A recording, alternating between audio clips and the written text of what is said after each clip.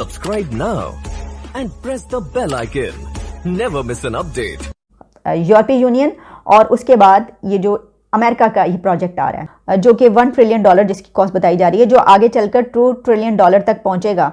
इसमें और चीन के जो BRI है उसमें क्या फ़र्क है? उसमें सबसे बड़ा फ़र्क जो कहा जा रहा है वो ये है कि चाइना ने अभी तक जो BRI belt and road initiative start किया, उसमें जो कंट्रीज शामिल हैं वो अब डेट लाइबिलिटीज़ उनके बहुत ज़्यादा हो गए हैं। वो कर्जे तले दब चुके हैं, उन पे इतना ज़्यादा वो पिस चुके हैं कि जितना ज़्यादा उनको मिलेगा शायद उससे कहीं ज़्यादा उनको चीन को पे करना पड़े। तो ये जो ग्लोबल गेटवे कहा जा रहा है वो कह रहे हैं इसमें इस चीज़ का ख्याल रखा गया है कि किसी भी कंट्री को पे इतना बर्डन ना डाला जाए कि वो उसको सह ना सके।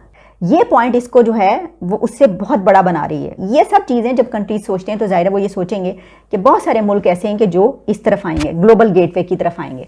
एनालाइज किया जा रहा है वो यही है कि ये अब चीन को एक बड़ी फिक्र करनी चाहिए। अभी आप देख लें, इमरान खान साहब को सॉरी करके वापस आना पड़ा, 1.5 साल सीपैक लेट हुआ। वो कहते थे कि आप लोगों ने हमें इतनी उम्मीदें दिला दी, सीपैक ये कर देगा, सीपैक वो कर देगा, लेकिन हमारी जिंदगी में तो कोई बेहतरी नहीं आई।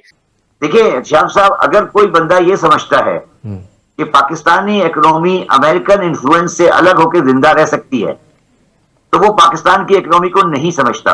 हम अमेरिकन इकोनॉमिक ऑर्डर का हिस्सा हैं। चाइनीज इकोनॉमिक ऑर्डर नाम की कोई चीज दुनिया में एग्जिस्ट नहीं कर सकती है, कोई चाइनीज ब्लॉक नहीं है। ये बेवकूफी वाली बात। मैं आपके सामने जिस प्रोजेक्ट की बात कर रही हूं वो ये कहा जा रहा है कि चीन को टक्कर देने के लिए, चाइना को बीट करने के लिए, चाइना के BRI belt and road initiative के सामने एक ऑल्टरनेटिव ऑप्शन रखने के लिए जो है ये वाला एक प्रोजेक्ट, एक मंसूबा सामने आ रहा है जो कि यूरोपियन यूनियन की तरफ से आया है और इसका नाम है ग्लोबल गेटवे।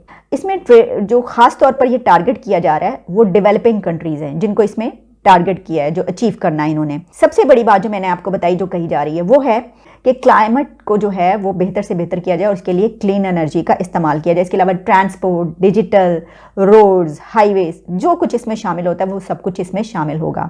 इसमें और चीन के जो BRI है उसमें क्या फ़र्क है? उसमें सबसे बड़ा फ़र्क जो कहा जा रहा है वो ये है कि चाइना ने अभी तक जो BRI belt and road initiative start किया, उसमें जो कंट्रीज शामिल हैं वो अब डेट लाइबिलिटीज़ उनके बहुत ज़्यादा हो गए हैं। वो कर्जे तले दब चुके हैं, उन पे इतना ज़्यादा वो पिस चुके हैं कि जितना ज़्यादा उनको मिलेगा शायद उससे कहीं ज़्यादा उनको चीन को पे करना पड़े। प्लान चीन की तरफ से ऐसा ही आया कि जिसमें कंट्रीज़ को अगर जाओ वहाँ पर तो बस फिर उनको दबा ही दो अपने कर्जे के तले, फिर वो निकल ना सकें तुम्हारे चुंगल से और इस शिकंजे से निकल ना सके।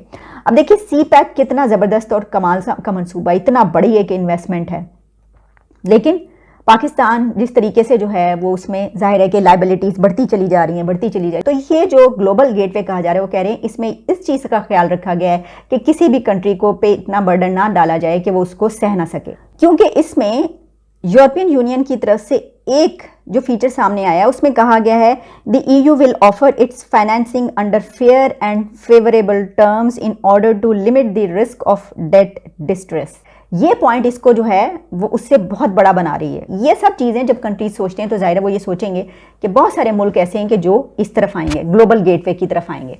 इसमें एक बात ये की जा रही है कि जो G20 समिट हुई अभी ग्लासगो में, तो वहाँ पर बैठकर इन कंट्रीज़ ने जो है वर्ल्ड लीडर्स ने इस पर बात की है। तो जहां हम ये देख रहे हैं कि एक ये आ रही है उसमें हेल्थ प्रोजेक्ट्स भी शामिल हैं और जिस तरह मैंने कहा एनवायरनमेंट भी शामिल है, तो ये एक बड़ी अच्छी बात होगी। ये चाइना को बीट करने के लिए आप ला रहे हैं। ये प्रोजेक्ट जो है ये चाइना के बेल्ट एंड रोड इनिशिएटिव के उस पर लाया जा रहा है और उसको टक्कर देने के लिए लाया जा रहा है, उसको मात देने के लिए। दुनिया के जो इस वक्त पब्लिश हो रहा है और जो बात की जा रही है, जो एनालाइज किया जा रहा है वो यही है कि ये अब चीन को एक बड़ी फिक्र करनी चाहिए, चीन को इस बारे में सोचना चाहिए कि उसकी जो टर्म्स एंड कंडीशंस होती हैं तो वो अब शायद लोग ग्लोबल गेटवे के आने के बाद उसको उस तरीके से ना लें, ना माने और उसको टफ टाइम मिले चीन को इस बारे में। यूरोपीय यूनियन और उसके बाद ये जो अमेरिका का ये प्रोजेक्ट आ रहा है जो कि $1 ट्रिलियन जिसकी कॉस्ट बताई जा रही है, जो आगे चलकर $2 ट्रिलियन तक पहुंचेगा। लेकिन ये एक बहुत ही अच्छी बात है कि ये जो प्लान्स अब आ रहे हैं ये इससे मैं तो वाकई चीन को बीट करेंगे कि जो टर्म्स एंड कंडीशंस हैं उनकी बड़ी नीट एंड क्लीन, बड़ी ज़बरदस्त होंगी कि कोई कंट्री अपने ऊपर इतना बर्डन महसूस ना करे कि वो किसी प्लान में शामिल होने के बाद वो कहे कि मारे गए, ये तो गए हम काम से। एक चीज़ पे 74 सालों में अभी देख रहे हैं कि जिस पे फैसला नहीं हो पा रहा कि जी ब्लॉक कुछ लोग कह रहे हैं कि जी ब्लॉक चेंज करने का वक्त आ गया, हमें निकल के वेस्टर्न ब्लॉक से चाइना की तरफ जाना चाहिए। लेकिन वो ज़मीनी हक़ाइक़ बताते हैं कि 45% एक्सपोर्ट हमारी अमेरिका की है, सबसे ज़्यादा हमारी एक्सपोर्ट वहाँ पे है। अभी आप देख लें, इमरान खान साहब को सॉरी करके वापस आना पड़ा, 1.5 साल सीपेक लेट हुआ, लेकिन वही जो बात हुई थी कि जी इंटरेस्ट रेट कम करें, कंपनियां करेंगी, वो नहीं कम किया उन्होंने। देखिए श्याम साहब, अगर कोई बंदा ये समझता है कि पाकिस्तानी इकोनॉमी अमेरिकन इन्फ्लुएंस से अलग होकर जिंदा रह सकती है, तो वो पाकिस्तान की इकोनॉमी को नहीं समझता। हम अमेरिकन इकोनॉमिक ऑर्डर का हिस्सा हैं। चाइनीज इकोनॉमिक ऑर्डर नाम की कोई चीज दुनिया में एग्जिस्ट नहीं कर सकती है, कोई चाइनीज ब्लॉक नहीं है। ये बेवकूफी वाली बातें हैं कि हम अगर अपनी एक्सपोर्ट को 30 से 40 बिलियन करना चाहते हैं तो मुझे बताएं 10 बिलियन का खरीदार कहां से आएगा? चाइना से आएगा।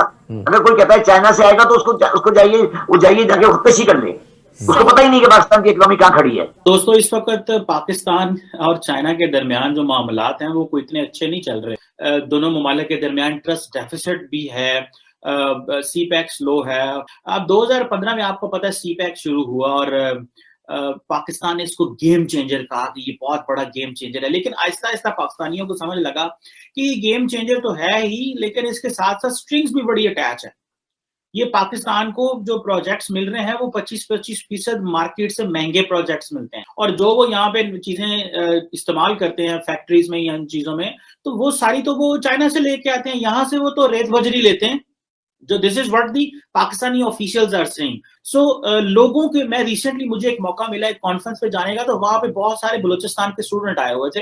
तो वो जो सवाल हमें कर रहे थे, वो सीपैक के ऊपर ये कॉन्फ्रेंस थी, तो सवाल जो कर रहे थे वो बड़े चुभे हुए सवाल थे। वो कहते थे कि आप लोगों ने हमें इतनी उम्मीदें दिला दी, सीपैक ये कर देगा, सीपैक वो कर देगा, लेकिन हमारी जिंदगी में तो कोई बेहतरी नहीं आई। लेकिन इसमें कोई शक नहीं है कि चाइना के अलावा कोई मुल्क जो है वो पाकिस्तान की इकोनॉमिक स्टोरी को किसी ने रन नहीं किया।